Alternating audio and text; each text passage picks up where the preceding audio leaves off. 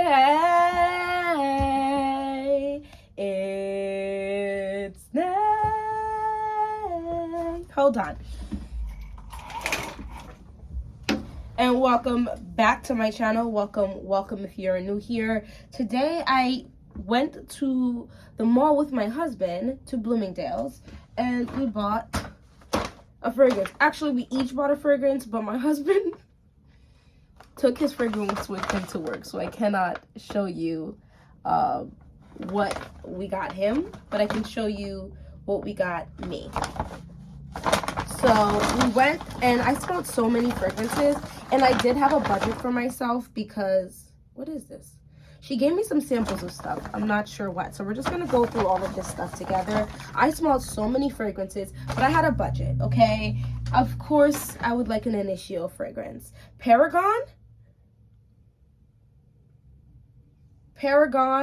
will one day be in my collection. Let me know down in the comment section if you've smelled Initial's Paragon. It is, I think that's the one with the plum, and then there was another one, and I'm gonna keep it a buck with you. I like half of the freaking Byredo fragrances. It's a little scary, it's a little intense, and I'm trying to tell myself I really truly do not need Gypsy Water right now because it's $150 on Joma Shop, and that's not a lot. The reason why I'm telling myself I don't need it right now is because I will mess around. I bought this fragrance today, right? And I ordered the Eau d'Oil.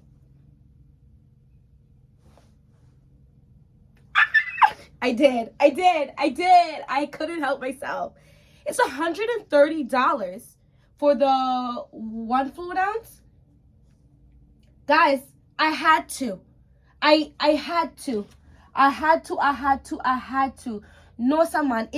And when I went to the store, because I didn't even know what it smelled like. But a few people talked about it, and then I searched it up, and then, Lord have mercy. The things people were describing it as, I had a feeling. I had a feeling in my belly. I have a good feeling that I was just like, hey, yo, I have a feeling I'm gonna absolutely love this. And then they were there. The Diptyque boutique was there. And I ordered the Eau de Toilette. Guys, first of all, it's been almost 4 hours, and it is still quite potent with the one spray. Bon Ma'an. That's insane. Insanity. It is sweet, but sweet in the way. Okay, that's not what we're talking about here. I'm going to wait for it to come, and I'm going to unbox it. Nay, chill out. Let's talk about what I purchased. I purchased Erin's Mediterranean Honeysuckle. They have a couple good fragrances too, but like I said, I wanted to stay around the $150 range. So some of their really, like, there's one that's like got Tonka Absolute. I don't remember the other notes, but it was like a richer, sweeter, darker fragrance, and I wanted that one, but I don't want to spend $275 was just, it's just a lot. I'm gonna have to find that on the discount website if I find it. So I was surprised I actually like this because white florals is a hit or miss for me when it's like combined with citrus. I still smell it on my arm, which is reading to me good vibes because it's, like I said, been almost 4 hours.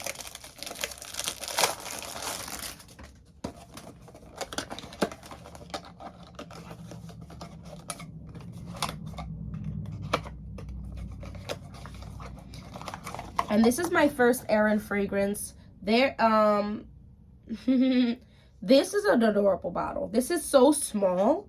At least it looks small, but it's a 1.7 fluid ounce. This is 50 mLs. So I thought that was pretty good. And this was $150. And I just love the cap. So all of the bottles are the exact same. It's just the cap that is different with this little stone thing. And I think this is really cute. This has notes of grapefruit, honeysuckle, bergamot, lily of the valley, mandarin orange, gardenia, and jasmine sambac. Here's my beef with gardenia and lily of the valley.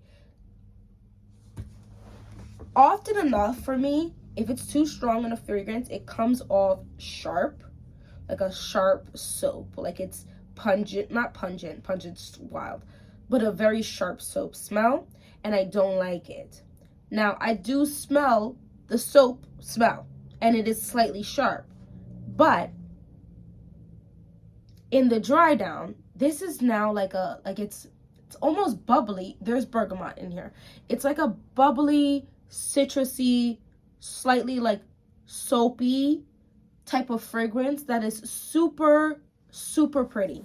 Now, I have a thing for fizzy, bubbly type of fragrances, okay? Think like Pink Me Up by Atelier des Ors. There's so many I feel like I have, and now my mind just went blank. Coco Mademoiselle. Guys, I have a lot of them, and my mind is just blanking me right now. But there's that fizzy, bubbly type of profile, like a texture to fragrances, that some fragrances, I absolutely adore that, and I adore it especially as it's getting warmer. Guys, it was like 70 degrees today. It was giving beginning of summer, ending of like spring type vibes today. We're gonna have that weather for a couple of days, and then it's gonna go back to being a little cool, which is fine. I think this is the time to rock stuff like this, as well as the summertime. So it's It's strong. It's strong. Guys, I sprayed my skin one time, and I wouldn't say I overtly hydrated my skin with lotion today because it was going to be so warm, and I don't know why I wore this sweater. It's cropped, but it's still a sweater, so I was kind of warm, but that gave me a little bit of a taste of what this would do to my skin whilst it gets warmer. Does that make sense? So fragrances do different things for you depending on the season. I firmly believe that, and of course your skin. So on my skin, when it's colder and my skin is cooler, I can handle much more pungent, strong fragrances. But when it gets warm or when I'm working out, absolutely not. There's like, my skin can't handle super pungent fragrances in the warmer weather because it really seeps deep into my skin, and I wanted a vanilla fragrance outside of Gentle Fluidity Gold, which I used up, but I have Ocha's Callan. I got the bigger bottle of that. Outside of that, like, I'm trying to get a couple fragrances along that scent profile, and I feel like Eau d'Oeil was gonna be that girl. Anyway, I digress, and she is.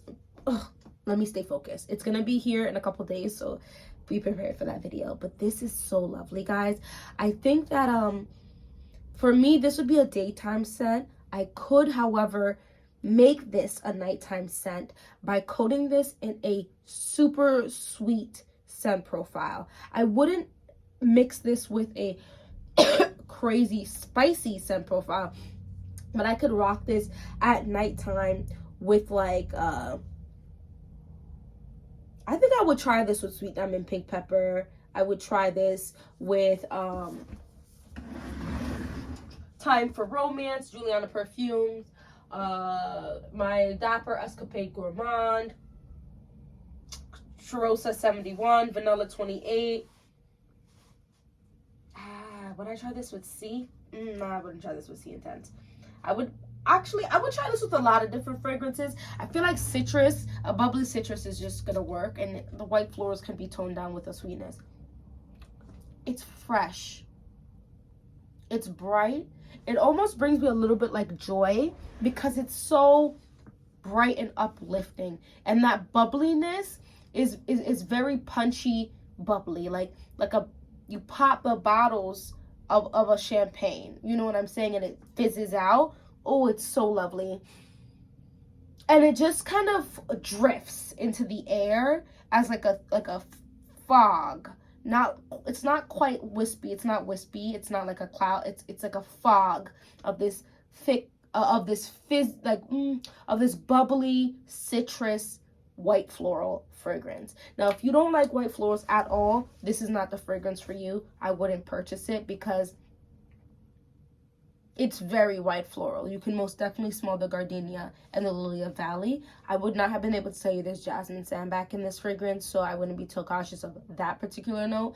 But the grapefruit and the bergamot are really here. I do smell of that sweet honeysuckle, but it's not a super sweet fragrance. This is a fragrance I wouldn't mind wearing like outside during the day. I wouldn't think the bees would attack me for this. I think that they would mind their business, and I think this would work really well also with Coco Mademoiselle. This would work well with a lot of other daytime fragrances like Pick Me Up, Rose and Honey, Absolutely Blooming, like a bunch, to be honest with you. A Creed Aventus for her. I would actually like to test this out with Chanel No. 5. I feel like that they might work well. My husband said it kind of smells a little bit like lotion to him, but then it also kind of smells like orange peel. I love that. I love the orange peel aesthetic, the smell of it. It smells a little green, a little sharp, a little sweet. It's wonderful. Anyway, that's all I wanted to talk about with this fragrance particularly. I'm excited that it's in my collection because the top is blue. I'm going to put it in my blue area. So they got me the... Okay, she gave me some samples. This is the Estee Lauder Advanced Night Repair Eye Cream. Cool, I'll test it out. Why not?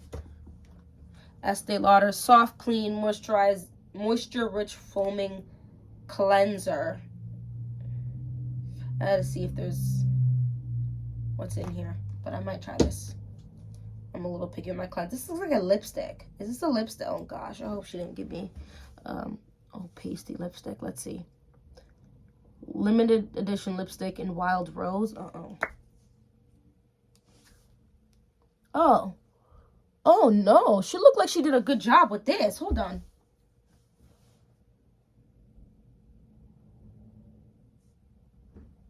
That's a nice color. I like that color. A little dark brown around my lip. Honestly, I actually would rock the color like this if I had a darker wig on. This is actually really cute. Okay, Miss Ma'am. Okay, Miss Ma'am.